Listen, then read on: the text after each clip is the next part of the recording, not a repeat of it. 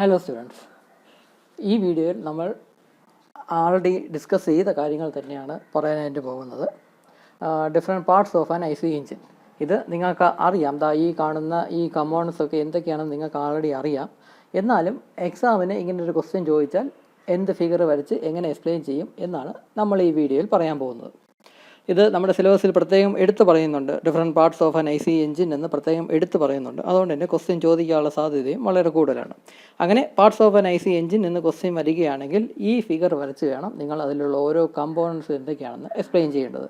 ഇതൊരു 4 സ്ട്രോക്ക് എഞ്ചിൻ്റെ ഫിഗറാണ്. ആ 4 സ്ട്രോക്ക് എഞ്ചിൻ്റെ ഫിഗർ മതി, 2 സ്ട്രോക്ക് എഞ്ചിൻ്റെ ഫിഗർ വരയ്ക്കേണ്ട. 4 സ്ട്രോക്ക് എഞ്ചിൻ്റെ അതാണ് ഇപ്പം കോമൺ ആയിട്ട് യൂസ് ചെയ്യുന്നത്. അതുകൊണ്ട് 4 സ്ട്രോക്ക് എഞ്ചിൻ്റെ ഒരു ഫിഗർ വരച്ചിട്ട് അതിലെ പാർട്സ് എന്തൊക്കെയാണെന്ന് മാർക്ക് ചെയ്യുക. ഈ പാർട്സുകളെല്ലാം മാർക്ക് ചെയ്യുക. ഈ പാർട്സ് എന്താണ് എന്ന് 2-3 സെൻറ്റൻസിനും കൂടെ എഴുതി വയ്ക്കുക.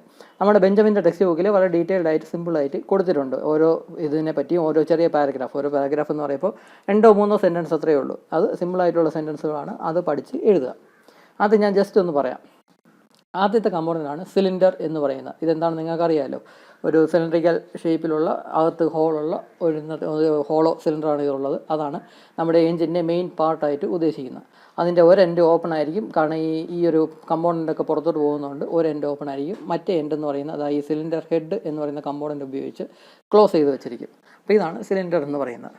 അതിൻ്റെ ഒരു സൈഡ് ക്ലോസ് ചെയ്യാനായിട്ട് ഉപയോഗിക്കുന്ന ആ ഒരു കമ്പോണൻ്റാണ് സിലിണ്ടർ ഹെഡ് എന്ന് പറയുന്നത്.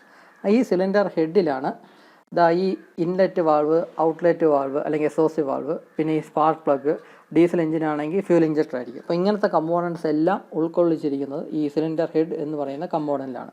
അപ്പോൾ ഈ കമ്പോണൻറ്റിൽ ഇൻലെറ്റ് വാൾവ്, എക്സോസ്റ്റ് വാൾവൊക്കെ വയ്ക്കാനുള്ള സ്പേസ് കാണാൻ വാൾവെല്ലാം ഈ സിലിണ്ടർ ഹെഡ് എന്ന് പറയുന്ന കമ്പോണൻറ്റിലായിരിക്കും കൊണ്ട് ഫിക്സ് ചെയ്തിരിക്കുന്നത്. അപ്പോൾ അതാണ് സിലിണ്ടർ ഹെഡ് എന്ന് പറയുന്നത്. ഇത് സാധാരണ കാസ്റ്റ് അയണിലൊക്കെയാണ് ഉണ്ടാക്കിയിരിക്കുന്നത്. വളരെ സ്ട്രോങ് ആയിട്ടുള്ള ഒരു പീസായിരിക്കും. ഇത് വളരെ സ്ട്രോങ് ആയിട്ട് ഈ സിലിണ്ടറുമായിട്ട് ഫിക്സ് ചെയ്ത് വെച്ചിരിക്കും.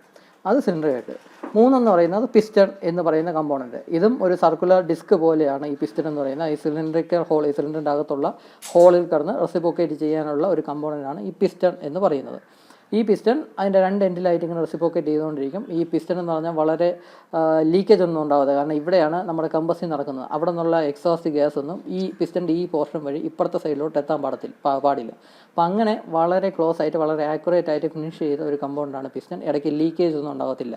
ഇവിടെ ഉണ്ടാവുന്ന ബേൺഡ് ഗ്യാസസ് ഇതിൻ്റെ ഈ വശങ്ങളിലൂടെ ഇപ്പുറത്തെ സൈഡിൽ എത്തുകയാണ് എങ്കിൽ എഞ്ചിൻ കംപ്ലയിൻ്റ് എന്ന് പറയും. അതായത് എഞ്ചിൻ പണി എന്നൊക്കെ പറയുന്നത് ആ സിറ്റുവേഷനിലാണ്. അപ്പോൾ അങ്ങനെയൊന്നും സാധാരണ രീതിയിൽ അങ്ങനെയൊന്നും ഉണ്ടാകത്തില്ല. ലീക്കേജ് ഒന്നും ഉണ്ടാകത്തില്ല. വളരെ കറക്റ്റായിട്ട് ഫിക്സ് ചെയ്ത് വെച്ചിരുന്ന, ഫിക്സ് അല്ല, ഇതിൻ്റെ അകത്ത് ഇൻക്ലൂഡ് ചെയ്ത് വെച്ചിരിക്കുന്ന ഒരു കമ്പോണൻ്റാണ് പിസ്റ്റൺ എന്ന് പറയുന്നത്. അത് വളരെ സ്മൂത്തായിട്ട് റെസിപ്രോക്കേറ്റ് ചെയ്തുകൊണ്ടിരിക്കും. പിന്നെയുള്ള ഇൻലെറ്റ് വാൾവ്, ഇതൊരെണ്ണം ഇൻലെറ്റ് വാൾവ് ആണെങ്കിൽ മറ്റത് എക്സോസ്റ്റ് വാൾവ് ആയിരിക്കും. ഇതിൻ്റെ ഫംഗ്ഷൻ എന്താണെന്നൊക്കെ നമുക്കറിയാം. പിന്നെയുള്ള കണക്റ്റിംഗ് റോഡ്. കണക്റ്റിംഗ് റോഡ് എന്ന് പറഞ്ഞാൽ പിസ്റ്റണും ക്രാങ്കും, ഈ കാണുന്നതാണ് ക്രാങ്ക്. ഈ ക്രാങ്ക് ഷാഫ്റ്റിൻ്റെ ഷേപ്പൊക്കെ നമ്മൾ കണ്ടായിരുന്നു, ആനിമേഷൻ കണ്ടപ്പം കണ്ടായിരുന്നു. ആ ക്രാങ്കുമായിട്ട് കണക്ട് ചെയ്യുന്ന കമ്പോണൻ്റാണ് കണക്റ്റിംഗ് റോഡ് എന്ന് പറയുന്നത്. പിസ്റ്റണും ഈ ക്രാങ്കും തമ്മിൽ കണക്ട് ചെയ്യുന്ന ആ കമ്പോണൻറ്റിനെ കണക്റ്റിംഗ് റോഡ് എന്ന് പറയും. ഇത് ക്രാങ്ക്, ഈ കമ്പോണൻറ്റ് 8 എന്ന് പറയുന്ന ആ ഒരു കമ്പോണൻറ്റാണ് ക്രാങ്ക് എന്ന് പറയുന്നത്. ഇതാണ് ഈ പിസ്റ്റൺ റെസിപ്രോക്കേറ്റ് ചെയ്യുമ്പോൾ ഈ കണക്റ്റിംഗ് റോഡ് വഴി ക്രാങ്കിൽ എത്തപ്പോഴേക്കും അത് ഒരു റോട്ടറി മോഷനായിട്ട് കൺവേർട്ട് ആവും. അപ്പോൾ അങ്ങനെ റെസിപ്രോക്കേറ്റിംഗ് മോഷനെ റോട്ടറി മോഷനായിട്ട് കൺവേർട്ട് ചെയ്യാനായിട്ട് ഉപയോഗിക്കുന്ന കമ്പോണൻസാണ് ഈ കണക്റ്റിംഗ് റോഡും ക്രാങ്കും എന്നൊക്കെ നമുക്ക് പറയാം. പിന്നെയുള്ള 7 എന്ന് പറഞ്ഞാൽ സ്ട്രോക്ക് ലെന്ത്. സ്ട്രോക്ക് ലെന്ത് എന്ന് പറഞ്ഞാൽ ഒരു എൻഡിൽ നിന്ന്, ഒരു ഡെഡ് സെൻറ്ററിൽ നിന്ന് മറ്റേ ഡെഡ് സെൻറ്ററിലോട്ടുള്ള പിസ്റ്റണിൻ്റെ മൂവ്മെൻറ്റിനെയാണ്, അത്രയും ആ ലെങ്തിനെയാണ് സ്ട്രോക്ക് ലെന്ത് എന്ന് പറയുന്നത്. അപ്പം ഈ പിസ്റ്റൺ ഇത് ഈ ലെഫ്റ്റിലോട്ട് മൂവ് ചെയ്യുകയാണെങ്കിൽ ഇത്രയും എക്സ്ട്രീം പൊസിഷൻ വരെ എത്തും. ഒരിക്കലും പിസ്റ്റൺ ഈ സൈഡ് വരെ എത്തത്തില്ല, ഈ സിലിണ്ടർ ഹെഡ് വരെ ഒരിക്കലും എത്തത്തില്ല. ഈ ഒരു പോർഷൻ വരെ എത്തത്തുള്ളൂ. കുറച്ച് ക്ലിയറൻസ് എന്തായിരുന്നാലും കാണും. ഇതിന് ഇന്നർ ഡെഡ് സെൻറ്റർ എന്ന് പറയും. ഏറ്റവും എക്സ്ട്രീം ഔട്ടർ പൊസിഷനിൽ പോവുകയാണെങ്കിൽ അതിന് ഔട്ടർ ഡെഡ് സെൻറ്റർ എന്ന് പറയും. ഈ 2 ഡെഡ് സെൻറ്ററിന് തമ്മിലുള്ള ലെങ്തിനെയാണ് സ്ട്രോക്ക് ലെന്ത് എന്ന് പറയുന്നത്. ആ വോളിയത്തിനെ സ്ട്രോക്ക് വോളിയം എന്നും പറയും. ആ ലെങ്തിനെ സ്ട്രോക്ക് ലെങ്തും എന്ന് പറയും. ഇതിപ്പോൾ പിസ്റ്റൺ എക്സ്ട്രീം ആയിട്ട് ഈ എൻഡ് വരെ വരുള്ളൂ എന്ന് പറഞ്ഞു. ബാക്കിയുള്ള പോർഷനെയാണ് ക്ലിയറൻസ് വോളിയം എന്ന് പറയുന്നത്. അതായത് ഈ പിസ്റ്റൻ്റെ ഇന്നർ ഡെഡ് സെൻറ്റർ മുതൽ ഈ സിലിണ്ടർ ഹെഡ് വരെയുള്ള ആ സ്പേസിനെയാണ് ക്ലിയറൻസ് വോളിയം എന്ന് പറയുന്നത്. അപ്പോൾ ഇതൊക്കെയാണ് different parts of an IC engine എന്ന് പറയുന്നത്. അപ്പോൾ ഈ ഫിഗർ വരച്ച് ഈ കമ്പോണൻസ് എല്ലാം മാർക്ക് ചെയ്യുക, എക്സ്പ്ലെയിൻ ചെയ്യുക. അതിൻ്റെ കൂടെ കുറച്ച് പോയിൻറ്റ്സും കൂടെ ഉണ്ട്. പെട്രോൾ എഞ്ചിൻസിൽ അഡീഷണൽ ആയിട്ട് വേണ്ട പാർട്സ് എന്തൊക്കെയാണെന്ന്. സാധാരണയിൽ പെട്രോൾ എഞ്ചിനിലാണ് കാർബറേറ്റർ ഉള്ളത്. കാർബറേറ്ററിൻ്റെ ഫംഗ്ഷൻ എന്താണെന്ന് അറിയാം. എയറും ഫ്യൂലും കൂടെ മിക്സ് ചെയ്യുക എന്ന ഫംഗ്ഷനാണ് കാർബറേറ്റർ എന്ന ആ കമ്പോണൻ്റ് ഉള്ളത്. അതുകൊണ്ട് പിന്നെ ലോ പ്രഷർ ഫ്യൂൽ പമ്പ് എന്ന് പറയുന്ന ഒരു പമ്പുണ്ട്. ഈ ഫ്യൂൽ പമ്പ് എന്ന് പറയുന്നത് കാർബറേറ്ററിലോട്ട് നമുക്ക് എയറും ഫ്യൂലും ആണ് വേണ്ടത്. ഈ എയർ എന്നുള്ളത് എയർ ഫിൽറ്ററിൽ നിന്നാണ് കാർബറേറ്ററിലോട്ട് എയർ എത്തുന്നത്. അതേസമയം ഫ്യൂൽ എന്നുള്ളത് നമ്മുടെ ബൈക്കിലൊക്കെ ആണെങ്കിൽ ഗ്രാവിറ്റിയാണ്, പെട്രോൾ ടാങ്ക് മുകളിലായിരിക്കും, അതിൽ നിന്ന് ഗ്രാവിറ്റി മൂലം താഴോട്ട് കാർബറേറ്ററിലോട്ട് എത്തിക്കോളും, ഓട്ടോമാറ്റിക്കായിട്ട് ഗ്രാവിറ്റി മൂലം പെട്രോൾ എത്തിക്കോളും. പക്ഷേ കാറിലൊക്കെ ആണെങ്കിൽ ഫ്യൂൽ ടാങ്കിനേക്കാളും ആ ലെവലിനേക്കാളും കുറച്ചുകൂടെ മുകളിലൊക്കെ ആയിരിക്കാം കാർബറേറ്റർ എന്ന് പറയുന്ന ഡിവൈസ്. അപ്പം ആ മുകളിലത്തെ ലെവലിലോട്ട് ഫ്യൂൽ എത്തണമെങ്കിൽ ചെറിയൊരു പമ്പ് വേണ്ടി വരും. ആ ഫ്യൂൽ ടാങ്കിൽ നിന്ന് കാർബറേറ്റർ വരെ പെട്രോൾ അല്ലെങ്കിൽ ഡീസൽ എത്തിക്കുന്ന, ഡീസലല്ല, കാർബറേറ്റർ എന്ന് പറയുമ്പോൾ പെട്രോൾ എഞ്ചിൻസിൽ മാത്രമേ ഉള്ളൂ. അപ്പോൾ പെട്രോളിനെ കാർബറേറ്റർ വരെ എത്തിക്കാനായിട്ട് ഒരു ചെറിയൊരു ഫ്യൂൽ പമ്പ് കാണും. അതിനെ ലോ പ്രഷർ ഫ്യൂൽ പമ്പ് എന്ന് പറയും. ഇത് സാധാരണ കാറിലും ലോറിയിലും ഒക്കെയാണ്, ബൈക്കിൽ അതിൻ്റെ ആവശ്യമില്ല. കാരണം ബൈക്ക് എന്ന് പറയുന്നത്, ടാങ്ക് എന്ന് പറയുന്നത് ഈ കാർബറേറ്ററിനെക്കാളും മുകളിലായിരിക്കും. അപ്പോൾ അതുകൊണ്ട് ഗ്രാവിറ്റി മൂലം ഓട്ടോമാറ്റിക്കായിട്ട് കാർബറേറ്ററിലോട്ട് ഫ്യൂൽ എത്തിക്കോളും. പക്ഷേ കാറിലും ലോറിയിലോ ബസ്സിലോ ഒക്കെ ആണെങ്കിൽ ഒരു ചെറിയൊരു പമ്പ് വേണ്ടി വരും പെട്രോൾ ടാങ്കിൽ നിന്ന് കാർബറേറ്ററിലോട്ട് ഫ്യൂൽ എത്തിക്കാനായിട്ട്. അപ്പോൾ അതിനാണ് ഈ ലോ പ്രഷർ ഫ്യൂൽ പമ്പ് ഉള്ളത്. പിന്നെ സ്പാർക്ക് കൊടുക്കാനായിട്ടുള്ള സ്പാർക്ക് പ്ലഗ്. ഈ 3 കമ്പോണൻസ് പെട്രോൾ എഞ്ചിൻസിലാണുള്ളത്. ഡീസൽ എഞ്ചിൻസിലാണെങ്കിൽ സ്പാർക്ക് പ്ലഗിന് വരെ ഫ്യൂൽ ഇഞ്ചക്ടർ ആയിരിക്കും ഉള്ളത്. വളരെ ഹൈ വെലോസിറ്റിയിൽ ഫ്യൂവലിനെ സ്പ്രേ രൂപത്തിൽ വളരെ ചെറിയ പാർട്ടിക്കിൾസ് ആയിട്ട് സ്പ്രേ ചെയ്ത് കൊടുക്കാനായിട്ട് ഉപയോഗിക്കുന്ന ഫ്യൂൽ ഇഞ്ചക്ടർ എന്ന് പറയുന്ന ഡിവൈസ് ആയിരിക്കും ഡീസൽ എഞ്ചിൻസിലുള്ളത്. അപ്പോൾ ഈ ഫ്യൂൽ ഇഞ്ചക്ടറിൽ വളരെ ഹൈ വെലോസിറ്റിയിൽ വേണം ഡീസലിനെ സ്പ്രേ ചെയ്ത് കൊടുക്കാൻ. അപ്പോൾ ഈ ഹൈ വെലോസിറ്റി ഫോം ചെയ്യാനായിട്ട് ഈ ഫ്യൂൽ ഇഞ്ചക്ടറിലോട്ട് വളരെ ഹൈ പ്രഷറിലാണ് ഫ്യൂവലിനെ എത്തിക്കുന്നത്. അപ്പോൾ അങ്ങനെ ഹൈ പ്രഷറിൽ ഫ്യൂവലിനെ എത്തിക്കാനായിട്ട് ഹൈ പ്രഷർ ഫ്യൂൽ പമ്പാണ് ഈ ഡീസൽ എഞ്ചിൻസിലുള്ളത്. അത് എന്തായിരുന്നാലും ഈ ഫ്യൂൽ ഇഞ്ചക്ടർ എന്നുള്ളത് ഡീസൽ ടാങ്കിൻ്റെ കാലം ലെവൽ മുകളിലായിരിക്കും. അപ്പോൾ എന്തായിരുന്നാലും മാത്രമല്ല ഫ്യൂൽ ഇഞ്ചക്ടറിൽ ഹൈ പ്രഷറിൽ വേണം ഫ്യൂവലിനെ എത്തിക്കാനായിട്ട്. അപ്പം അതുകൊണ്ട് പെട്രോൾ എഞ്ചിനിൽ ഉപയോഗിക്കുന്ന ഫ്യൂൽ പമ്പിനേക്കാളും വളരെ ഹൈ പ്രഷർ ക്രിയേറ്റ് ചെയ്യാൻ സാധിക്കുന്ന ഫ്യൂൽ പമ്പാണ് ഡീസൽ എഞ്ചിൻസിൽ ഉപയോഗിക്കുന്നത്. അപ്പോൾ ഫ്യൂൽ ടാങ്കിൽ നിന്ന് വളരെ ഹൈ പ്രഷറിലാണ് ഫ്യൂൽ ഇഞ്ചക്ടറിലോട്ട് എത്തിക്കുന്നത്.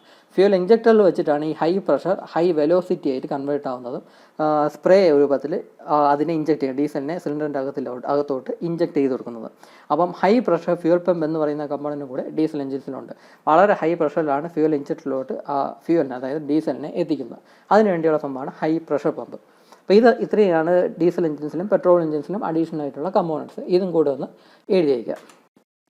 പിന്നെയുള്ള നോമൻക്ലേച്ചർ ഇതെന്ന് പറയുന്നത് ഓരോന്ന് ഈ എഞ്ചിൻ്റെ പാർട്സ് അല്ല, പക്ഷേ അതിലുള്ള ഓരോ ടേംസ് ആണ്. IC എഞ്ചിനുമായിട്ട് റിലേറ്റഡ് ആയിട്ടുള്ള കുറച്ച് ടേംസ് ആണ് ഈ നോമൻക്ലേച്ചർ എന്തുകൊണ്ട് ഉദ്ദേശിക്കുന്നത്.